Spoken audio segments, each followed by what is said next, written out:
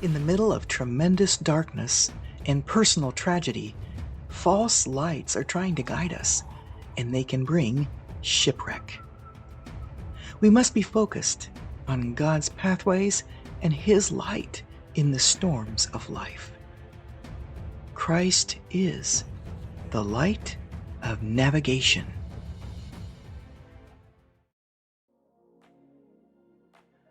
Hello and welcome to the Light of Navigation and the God Stories. My name is Marguerite Lever-Woodall, and I'm an author, speaker, and your host.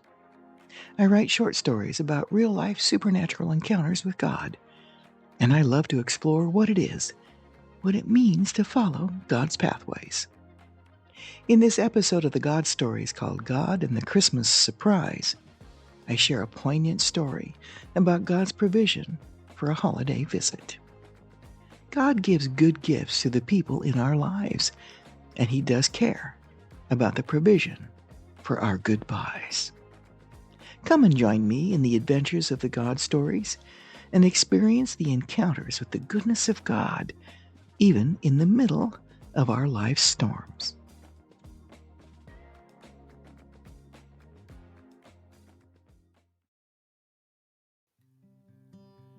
With the holidays just around the corner, a strange and deeply felt longing came over me to see my mother.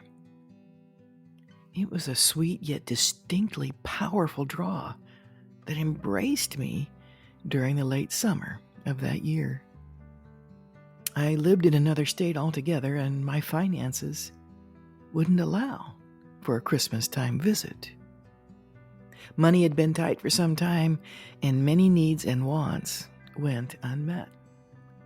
And to be honest, it was a difficult and financially painful season. As I sat down for my devotional time one day, I prayed to God and asked Him for the financial means to spend Christmas with my mother. To this day, I remember exactly what I prayed.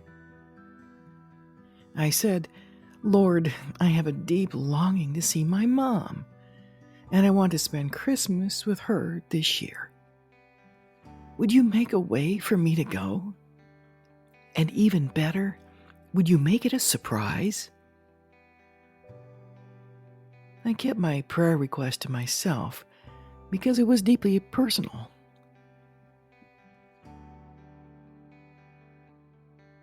Mom had suffered a heart failure episode a few months before, and I wasn't there. She'd recovered well and seemed to have resumed life as usual, though. My mother was an affectionate, loving woman. She gave us what our father could not: a loving relationship as a parent. As a family, my siblings and I had endured painful verbal and emotional abuse from our father, who was a broken man himself. Hurt people, and my mother had been a buffer against the abuse. Some of us have been fortunate enough to have had a mom who softened the blows of abuse, a source that taught us what parental love was meant to be, while the other parent could not. Someone who brought about some semblance of normalcy in our lives growing up, when there was a harsh darkness all around. Most often, she was our defender. Perhaps it's been the reverse for others. The father figure was the loving parent, and the mother was not. Despite the abuse, I loved my dad very much.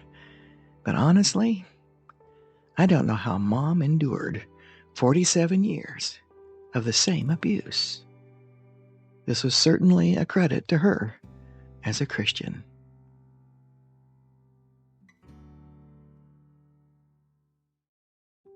In reflection, I sincerely wish I had been more attentive and loving with her over the years.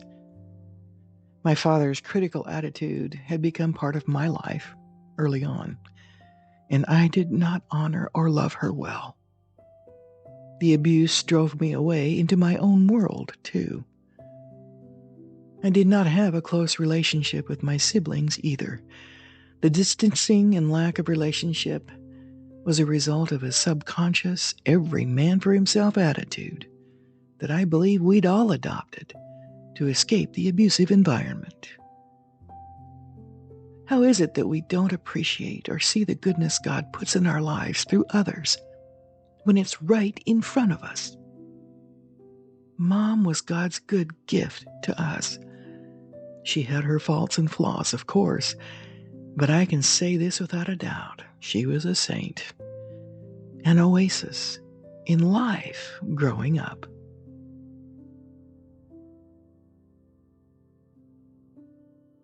During a rare visit as an older adult, I watched my mom through the front window come up the sidewalk one day. As she did, I noticed that her walk had slowed and had become more cautious as she approached. She was in her 70s now, and I could see that the heart failure had taken a physical toll. When I had first arrived and walked through the front door to see her, I sensed the atmosphere had changed. As I looked around, I noticed immediately that there was a lack of light in the home. It was evident in all the rooms. At first, I thought some light bulbs had gone out, or that the house's lighting needed repair, because it had aged over the years. But that wasn't it. There was an unmistakable physical dimness in the home, and for some reason, I felt a deep heartbreak at the same time. In the moments that followed, a knowing or revelation came to me. It was my mother's light that had dimmed in her spirit, that she carried within. It had faded and was dying out in the home. This revelatory impression came from God, and it hit me like a ton of bricks. It was an all-encompassing understanding and spiritual view of how much her love had brought light into our darkness as children through all the abuse. The Lord was pulling back a spiritual veil and impressing upon me that I was literally seeing the manifest waning of her light in the home. Even now, all the memories flood me with how her light, her essence, shone brightly through all the dinners she made with love, and the nights that she tucked me into bed with that love. The worry and the fear for us, her children, that was born out of a mother's love. Her sewing skills were unparalleled, and I won't forget the handmade dresses and coats she sewed for my siblings and me over the years. They were made with this intense dedication of a mother's provisional love. There were those mornings for several years when she'd come into our bedroom singing loudly to wake us up for school. We'd groan and discuss and pull the covers over our heads. I can still hear the words of that song today. We're all in our places with sunshiny faces. Good morning to you. She even did it jokingly when we were adults, too. I hated that song, yet I wish dearly to hear it again. Mom loved freshly baked bread, and I remember sneaking down to the local bakery with her to buy some, with the promise of never telling Dad. Then there were our frequent trips to the local TCBY for a scrumptious yogurt ice cream waffle cone. What can I say? I love pina colada yogurt ice cream.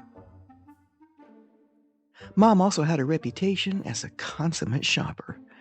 She could smell a great clothing and shoe sale a mile away, and she was proud of that. Shopping was her happy place. Over the years, when I came to visit, I'd always sleep in my bed at the house. It was the same bed I had as a child. and it had the best, the biggest, fluffiest comforter on it known to man. Even as an adult, I couldn't wait to snuggle down into its deep, enveloping comfort at night. And yes, she still came in to sing that song to me the following mornings.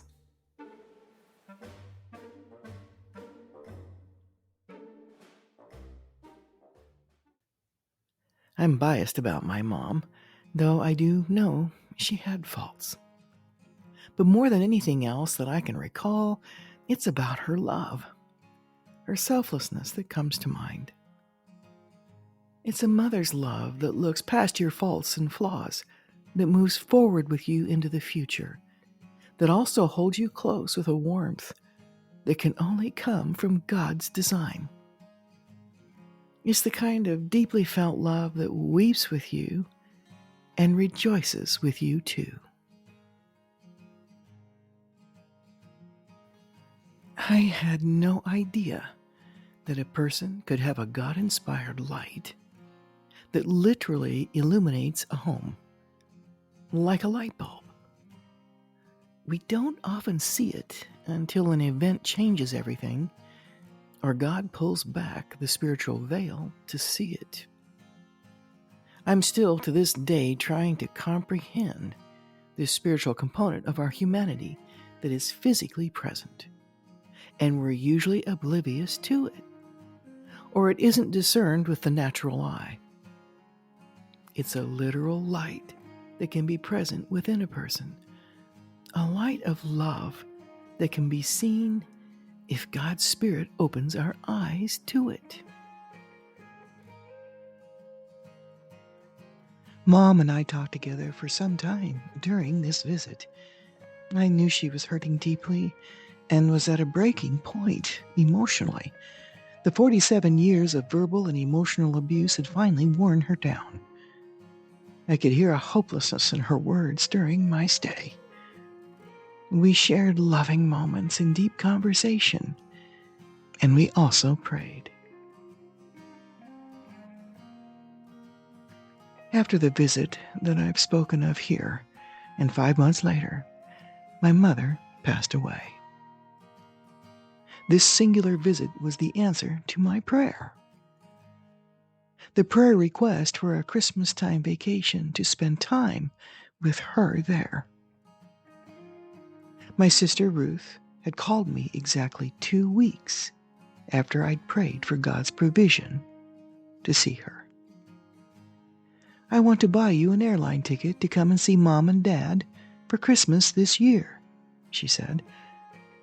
"But I have one condition." I thought to myself, that's rather strange, but I asked her anyway, "What condition is that?" And she replied, "That it be a surprise."